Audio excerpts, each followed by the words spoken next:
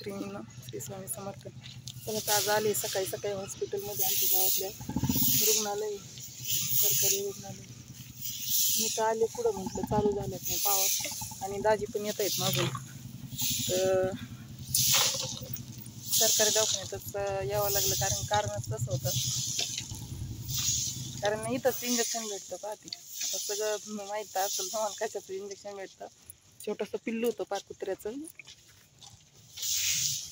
दाजींना त्याचा दात लागला, त्यामुळं म्हटलं इंजेक्शन घेऊन टाका.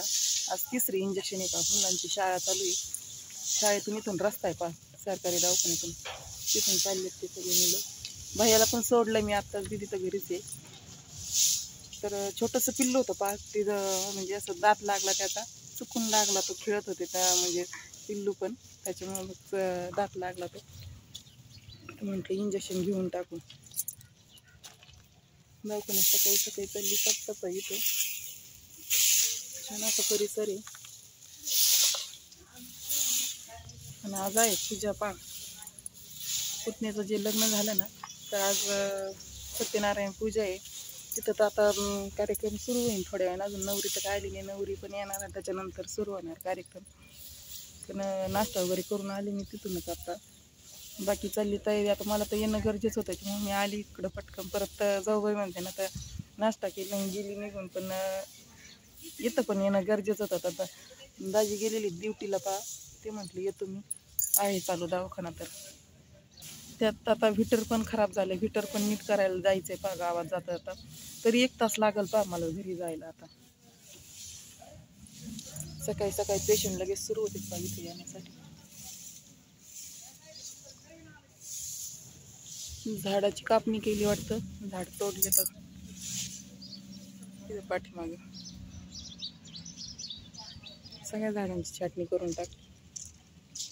सर्दी खोकल्यासाठीची पण औषध आम्ही इथूनच नेत असतो, छान भेटते, तर लगेच फरक पडतो पा.